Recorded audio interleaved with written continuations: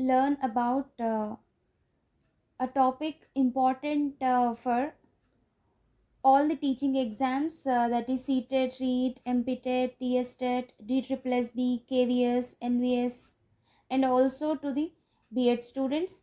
And there will be a compulsory question from this topic in teaching exams. Right. So the topic will be in two parts, part 1 and part 2. After the completion of the topic, we will try to solve some important and previous year questions related to this topic. So let us start the session uh, by understanding what instructional planning is. So here first we will understand what planning is. What is the plan here? Plan means to decide, to prepare, or to organize something which we want to do it in the future. Right. Now, why a teacher needs to plan? Now, teacher needs to plan so that it helps teachers to construct goals, objectives, and use of teaching methodologies in the classroom so that the concepts taught in the classrooms can cater to all the students in the class, and a teacher can know well in advance about what he or she going to teach so that teaching learning process becomes successful. And so teacher needs to know what teacher is teaching and to whom she is teaching, and to know whether the students understood the concepts or not, and to whom and what to teach. So instructional planning is nothing but a process of deciding what to teach and how to teach during teaching learning process. So we can define this teaching instructional planning, that is in Hindi it is called Nirdeshatmak Yojana.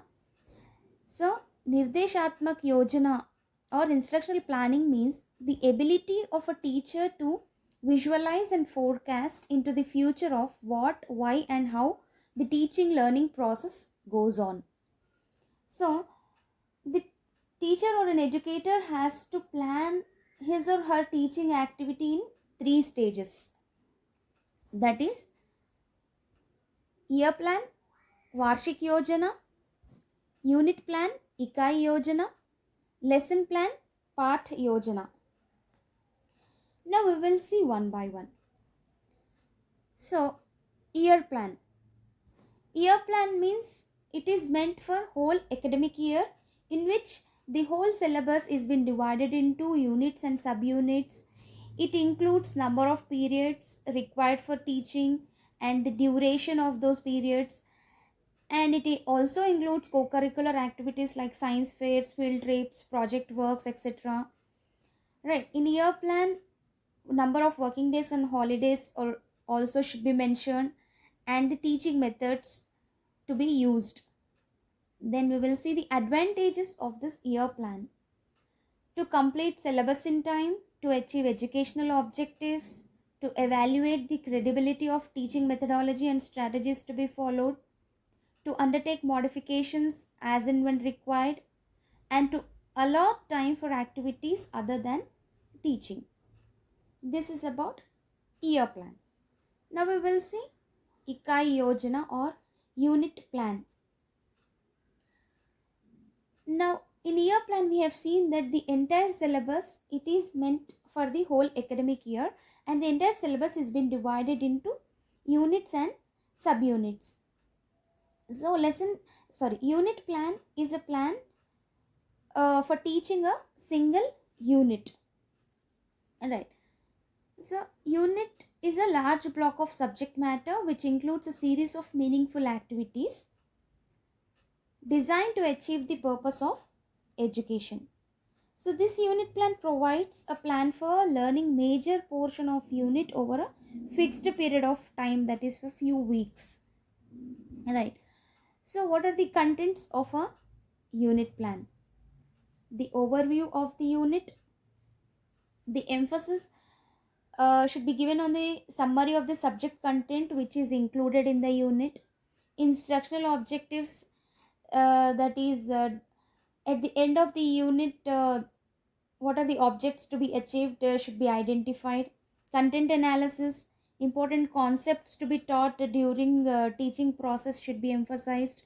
And teaching learning activities, the activities of teacher and the students during the process. And teaching aids, materials like charts, models, specimens, demonstration, field activities, etc. conducted to be mentioned. Evaluation of knowledge gained by the students by asking test, whether oral or written, and it can be evaluated by giving worksheets also. What are the steps involved in this unit plan? Now, preparation or motivation, that means introducing the topic and correlating life situations or giving examples for the topic could motivate students, right? And this process of motivation should not be restricted only in the to the beginning of the lesson, but should continue throughout the lesson. And testing of previous knowledge, this is an important step which give insight into the abilities of the students, and through this the teacher may avoid a repetition of content and also comes to know about the comprehension, the understanding capacity of the students. The next is presentation. So this step provides new experiences to the students. That means presenting the content in a clear and precise and also an interesting manner, which includes teaching material or teaching aids and also other classroom activities. This is presentation. Then organization of learning, that is to organize the content what they have learned so far, and also to establish the relationship between the new experiences and could also be able to assimilate them properly in their minds.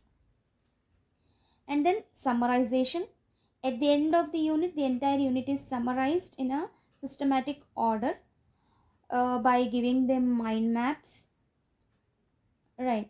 By giving them flow charts. Then recapitulation, uh, during teaching of the unit it is quite sometime possible that some part of the unit might not be understood by the students or forgotten by them after some time. So to compensate this, a teacher can revise new experiences taught during the presentation or by asking simple questions to the students. And then evaluation, this can done by oral, written, or interviews or giving puzzles, so that teacher can know the effectiveness of the teaching methodology she or he is using. This is about the steps involved in the unit plan. Now we will see the advantages of this unit plan. Now it is based on aims and objectives of teaching, and it also creates a curiosity in the learners. It makes teaching learning clear and precise. It develops content knowledge in the teacher also.